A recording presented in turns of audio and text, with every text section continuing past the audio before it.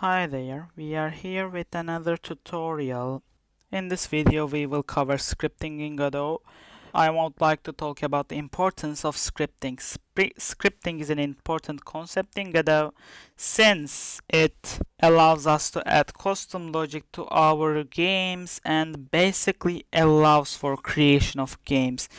There is no way to create a game without scripting. Of course, you can use visual scripting, but I think code is more optimal. So there are multiple programming languages that is supported by Godot. Most of them are there for experimentation purposes. Those languages would be Java, Rust, Python. However, there is C++ which actually allows access to the core engine since Godot engine was developed with C++.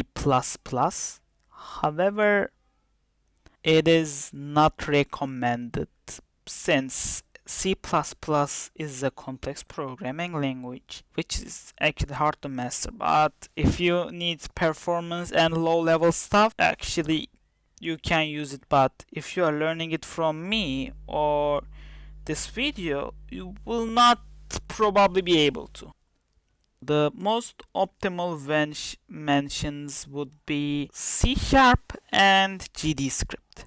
GDScript is a programming language that has been developed by Godot developers, and it was there when Godot is created, and it's a programming language that has a specific purpose to function with Godot. So it would have the most closest relationship with Godot engine in terms of functionality, and it is a programming language that has a similar syntax to Python and Lua. So if you are a Python user especially, you would have a great time with Godot. The other mention would be C#, which is a general purpose programming language that has been developed by Microsoft. In order to use C# in your Godot project, that's why I opened Godot's website, you must use the .NET Mono version of Godot. This is necessary since only this version has necessary tools and components for running C#.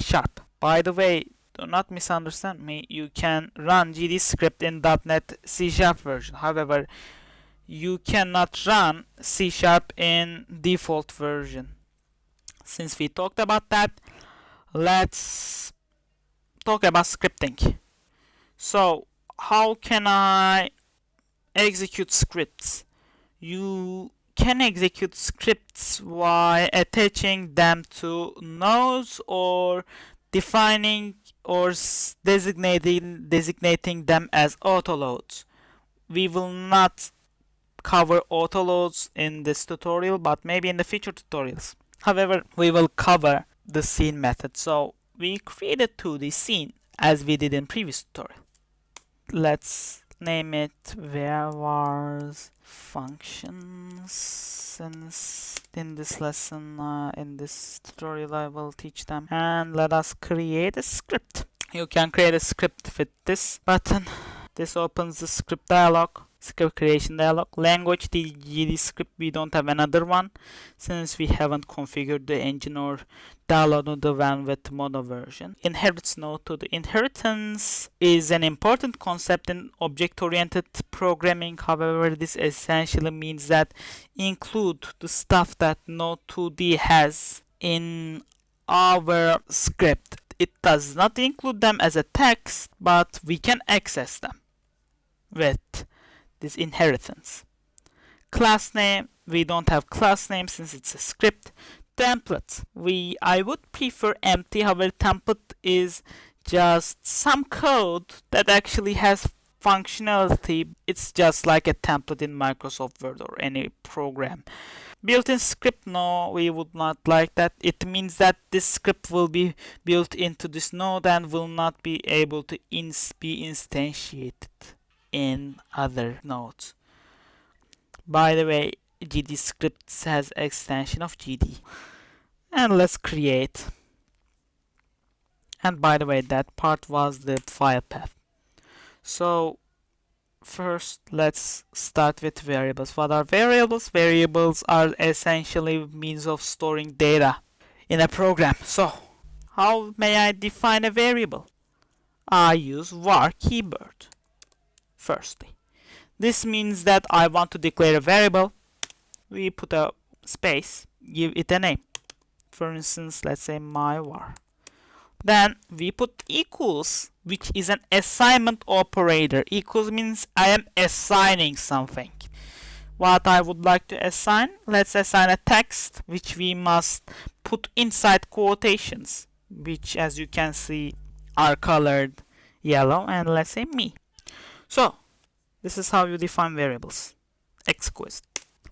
Then you may ask, are there other things that I can give to a variable? Of course you can. I will gonna show you one of them also, my int. And let's give equals to 3, equals 3.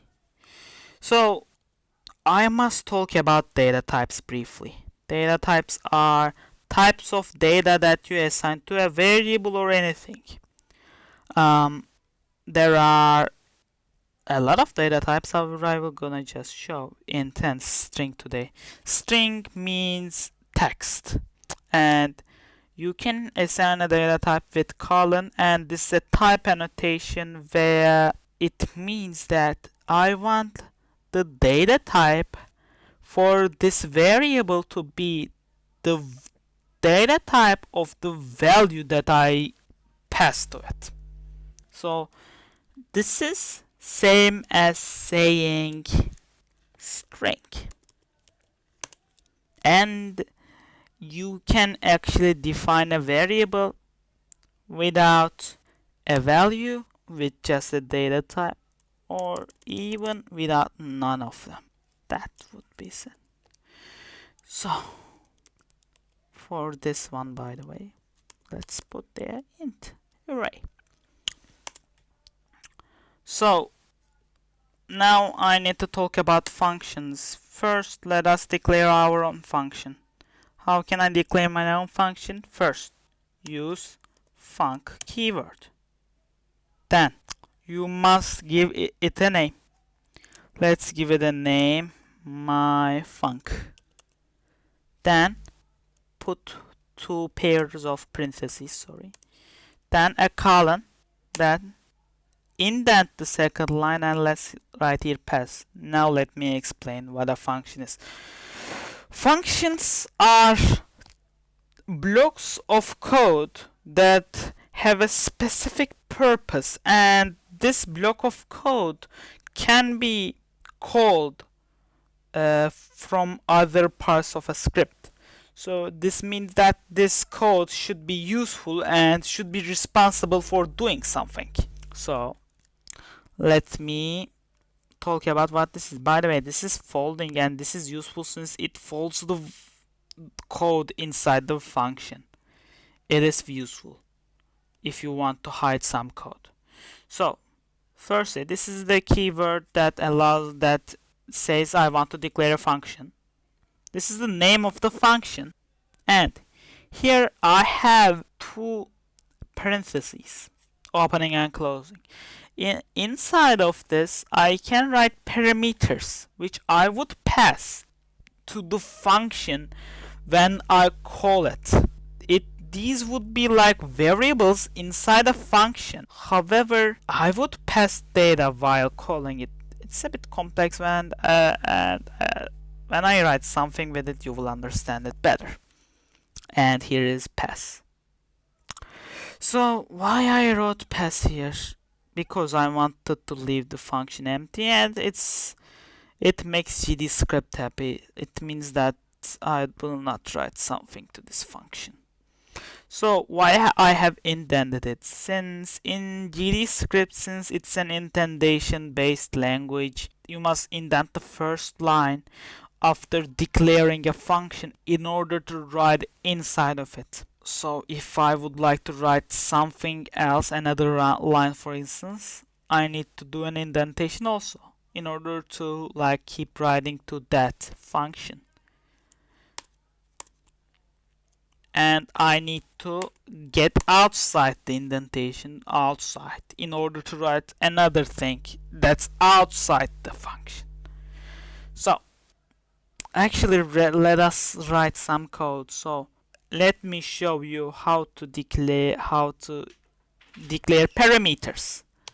So let's make a sum function, for instance, where you can sum up two values. What do I need for parameters? So I need to know those two numbers that I would like to sum up.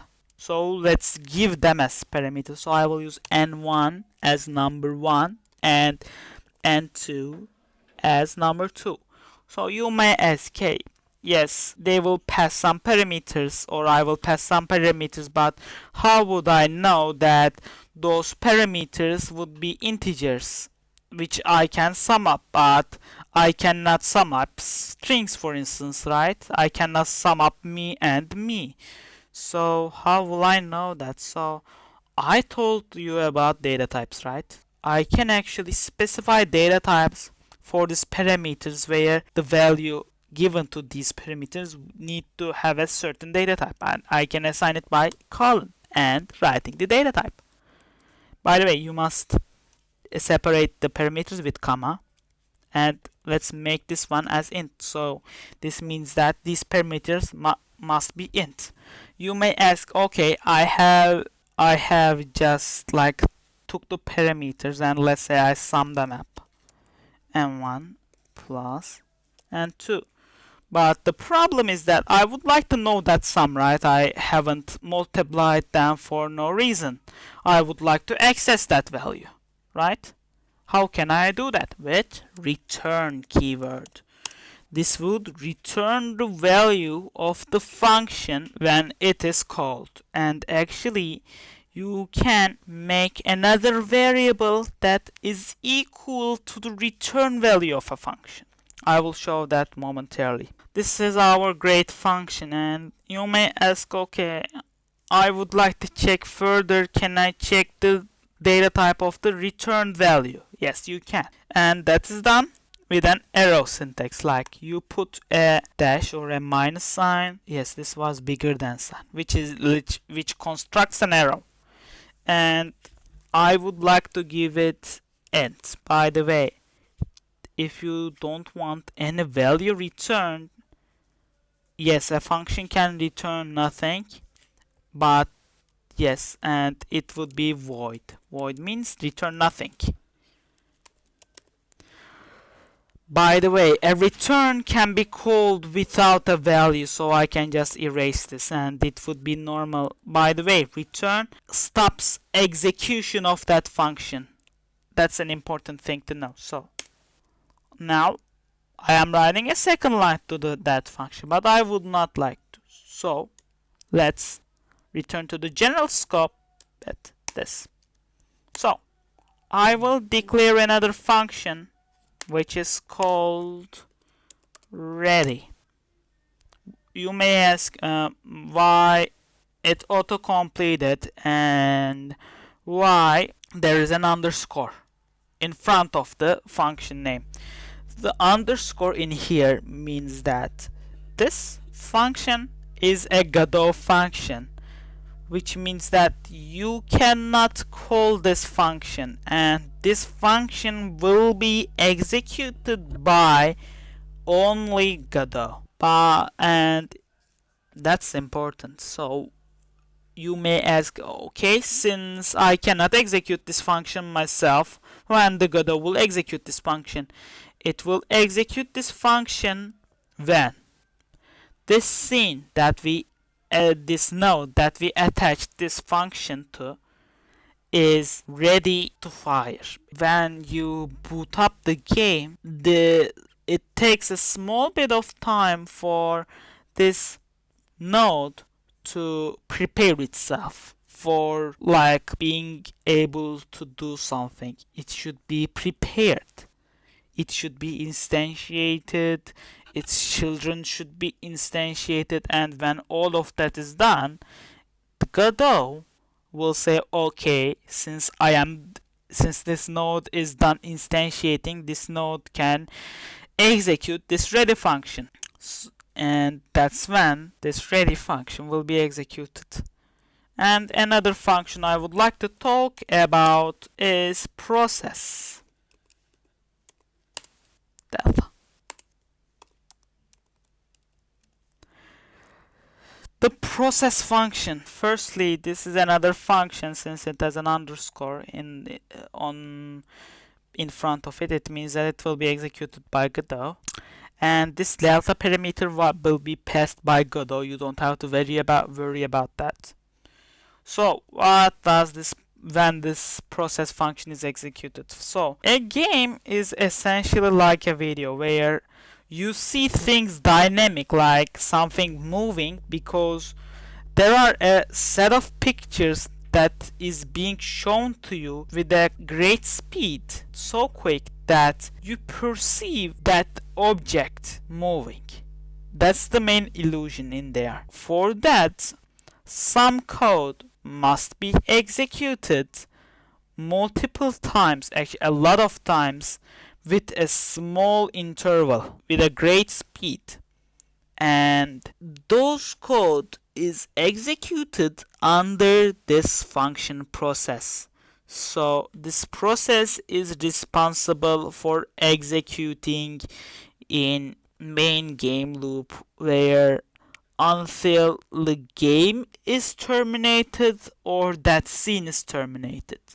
So it will execute this code in here a lot of times, and this delta essentially means the interval between last execution and this execution. This execution I refer to like on that time the code is run. That's the case. So this delta actually varies with the processing power of the computer, where some computers can have smaller intervals where their CPUs pass faster, so they can execute a lot faster.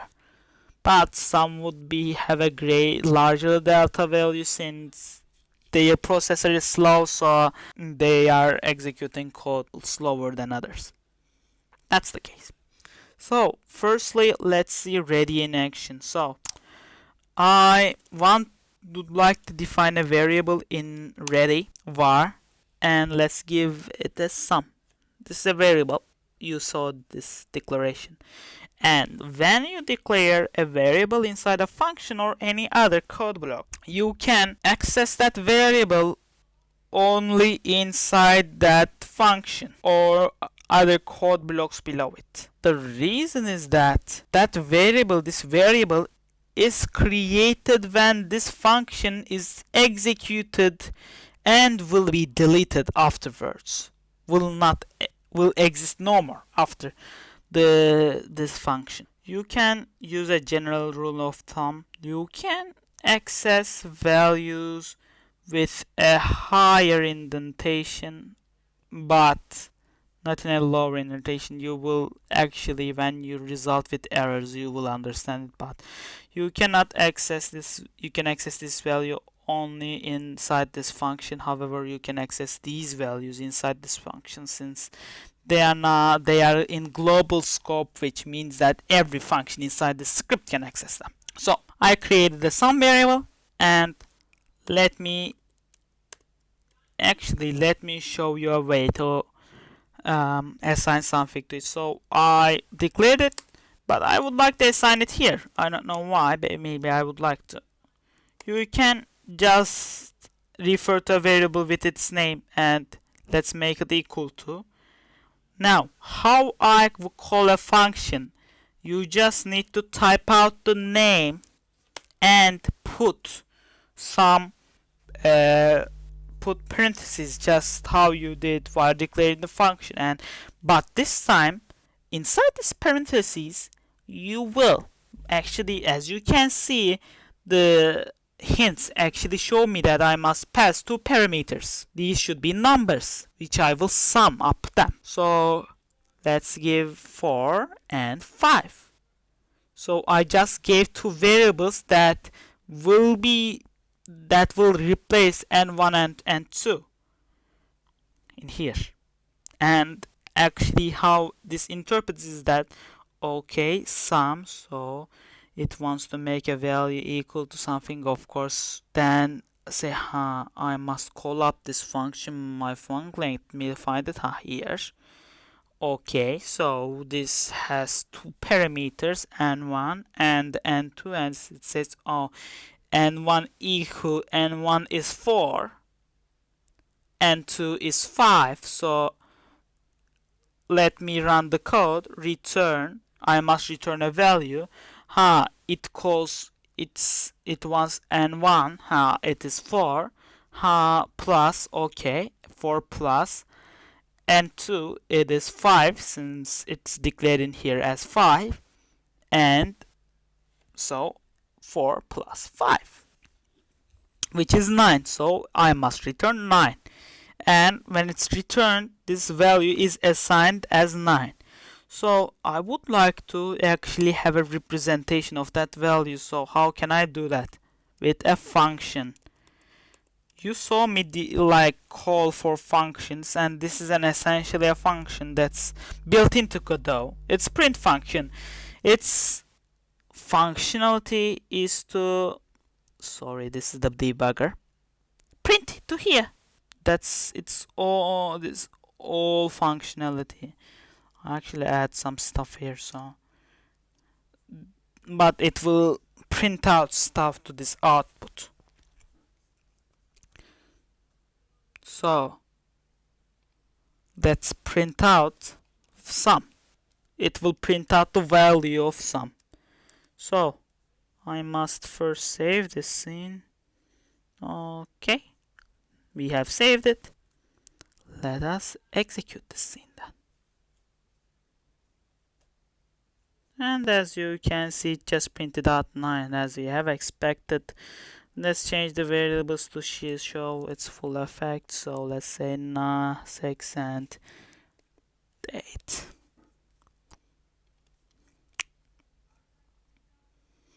As you can see, it printed out 14.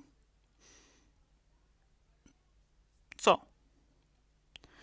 let's see the process function in action as well, since I think it's an important function.